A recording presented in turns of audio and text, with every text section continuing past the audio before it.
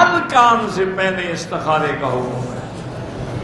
حتیٰ کہ صحابہ فرماتے ہیں کہ حضور ہمیں کان یعلمنا کما یعلمنا آیت القرآن، جیسے حضور ہمیں قرآن یاد کراتے تھے ایسے استخارہ یاد کرواتے، اتنی اہمیت ہے۔ اسی لیے حکم ہے کہ من استخارہ ما ندم، جو آدمی استخارہ کر کے کام کرتا ہے اس کو کبھی غم نہیں ہوتا، نقصان نہیں ہوتا۔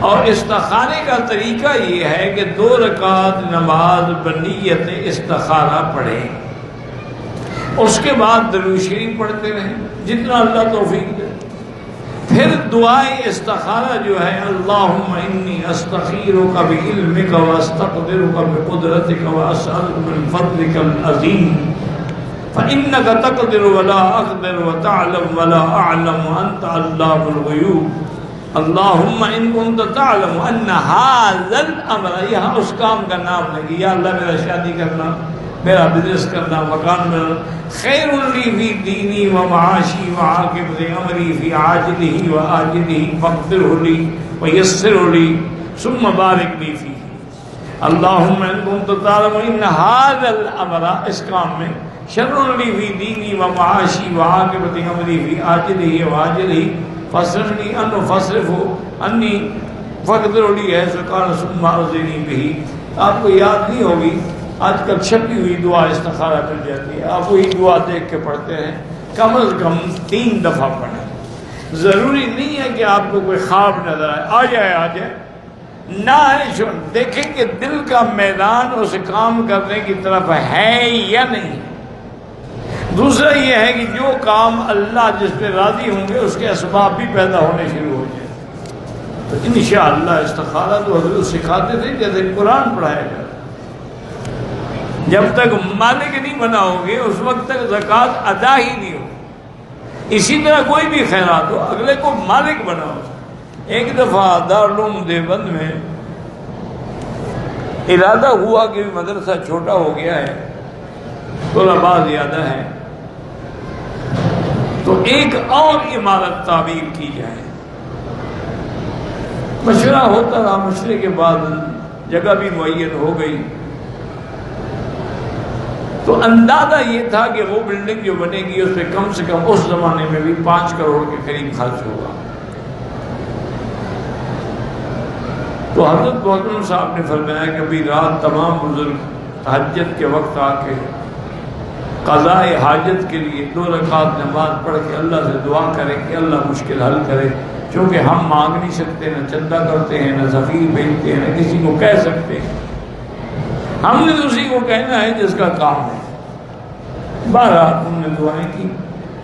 چند دنوں کے بعد ایک سیٹھ نے 5 کروڑ کا چیک بھیجا اور ساتھ اس نے خط بھی لکھا محترم صاحب کی خدمت میں کہ حضرت یہ میری طرف سے مدرسے کی تعمیر کے لیے ہے، لیکن میری ایک شرط ہے اگر آپ اجازت دیں کہ میں یہاں سے انجینئر بھیجوں جو موقع پہ آ کے زمین دیکھ کے شرق غرب شمال جنوب متعین کر کے اس کا باقاعدہ پلان کرے، نقشہ بنائے، اس کے مطابق بلڈنگ بنے۔ عام لوگ اپنی مرضی سے بنا دیتے ہیں، وہ نقشہ تو ہوتا کوئی نہیں، بعد میں پھر نقصان ہوتا ہے۔ اگر پلاننگ سے ہو، نقشے سے ہو، جب چاہو بڑھا لو، جب چاہو کم کر لو۔ جب وہ خط اور چیک آیا تو حضرت نے اسی خط کے پیچھے لکھا کہ چیک مرسل الیہ کو واپس کیا جائے، جس نے بھیجا ہے اسے واپس کر دو۔ وہ واپس چلا گیا۔ ایسے مولوی بھی دیکھے ہیں آپ نے دنیا میں، 5 کروڑ واپس کر دیں، آج تو 5 جوتے بھی واپس نہ کریں۔ مجھے خود یاد ہے، میں بیٹھا تھا حضرت بنڈوری رحمۃ اللہ علیہ، پھر مولانا محمد یوسف بنڈوری، ایک سیٹھ آیا میمن، اس نے اللہ عالم 10 لاکھ تھا یا 20 لاکھ تھا، اس کا چیک پیش کیا۔ آپ نے فرمایا بھئی ہمارے مدرسے کی جو سال کی ضرورت ہے وہ اللہ نے پوری کر دی ہے، ہمیں ضرورت نہیں ہے۔ یہ لوگ اس نے کہا حضرت آپ کو ضرورت نہ بھی ہو، میرا آپ پر اعتماد ہے، آپ کی جس کو مناسب سمجھیں دے دیں۔ میں تمہارا نوکر ہوں کہ تمہارے پیسے چلاتا پھروں؟ میری تم جانو تمہارا کم، جہاں چاہو جا کے ڈھونڈو۔ اور نے کہا حضرت آپ کو ایسے کم لوگ ملیں گے جو 10 لاکھ آ گئے، نے کہا آپ کو ایسے مولوی بھی کم ملیں گے جو تیرے چیک کو جوتے پر بھی نہیں لکھتا۔ اٹھ کے نکل جاؤ میری مسجد سے۔ تم مجھے 10 لاکھ میں خریدنا چاہتے ہو؟ یہ لوگ اللہ ان کی قبروں میں کروڑوں رحمتیں فرمائیں۔ ہم نے دیکھا تو بڑے اچھے لوگوں کو، لیکن خود اچھے نہ بن سکے، اللہ کی مرضی۔